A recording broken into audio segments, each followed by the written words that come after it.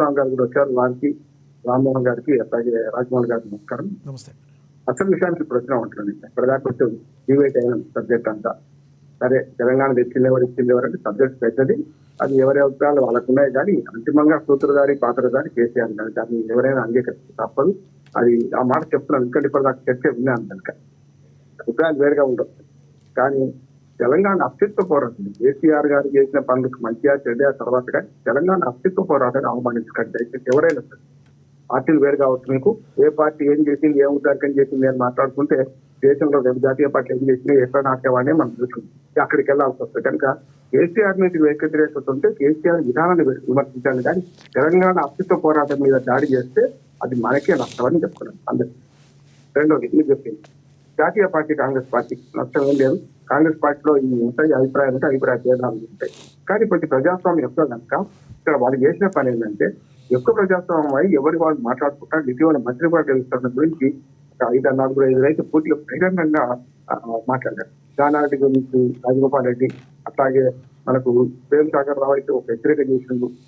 మన ఆదిలాబాద్ జిల్లా మంచిర్యాల ఎమ్మెల్యే, ఇటు పక్కనే చెన్నూరు, అదే జిల్లా చెన్నూరు నుంచి తాను మన దేవగారు చేశారు. ఇవన్నీ వ్యాఖ్యలు విన్న తర్వాత చూసిన తర్వాత తప్పక ఒక పార్టీ నేతగా, పార్టీ అధ్యక్షుడిగా రేవంత్ రెడ్డి గారు ఆ హెచ్చరిక చేయకపోతే తప్పు కరెక్ట్ చేయడం కరెక్ట్.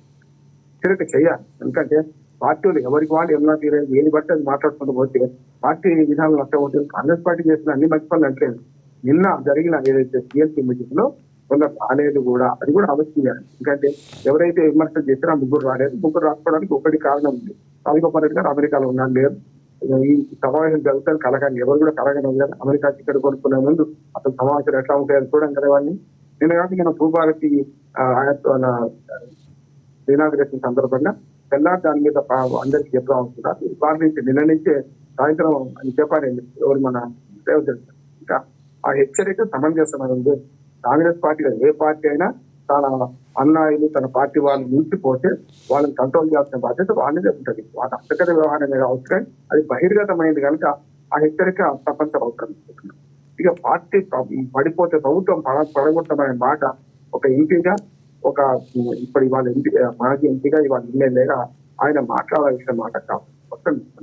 నిజంగానే అంటే ఆయన విమర్శ ఏస్తుందని అంగీకరిస్తున్నాను. ఎందుకంటే ఇవాళ ప్రజల్లోకి వెళ్తే కాంగ్రెస్ పార్టీ మీద వ్యతిరేకత ఉందా, ఈ ప్రభుత్వం చేస్తున్న పనుల మీద వ్యతిరేకత ఉందా అంటే ప్రజలు తీర్పు చెప్తారు. అవకాశం పెట్టినప్పుడు ప్రజలు తీర్పు చెప్తారు. ఎప్పుడు అప్పుడు మాట్లాడరు కదా. రేపు పంచాయతీ ఎన్నికలు వస్తున్నాయి, మండలాలు, జిల్లాలు, స్థానిక సంస్థల ఎన్నికలు వస్తున్నాయి, అప్పుడు చూసుకుంటారు. కాలంబు రాగానే కాటేసి తీస్తామన్నట్టు అసలు అహంకారాన్ని, అవినీతి ఓడించడానికి ఎన్నికలు వచ్చేదాకా ఆగింది. 2 సార్లు, 1 సార్లు అన్ని 2 సార్లు అన్నిండు. ప్రభుత్వం మొత్తం చెడు, గత ప్రభుత్వం అంతా చెడ్డ చేసిన అన్నాడు. కానీ కొంత అహంకారం, కొంత అవినీతి వల్ల గ్యారెంటీ ఓడిపోయింది. దాన్ని నిజం తెలుసుకొని వాళ్ళు కూడా ప్రయత్నం చేస్తుంది.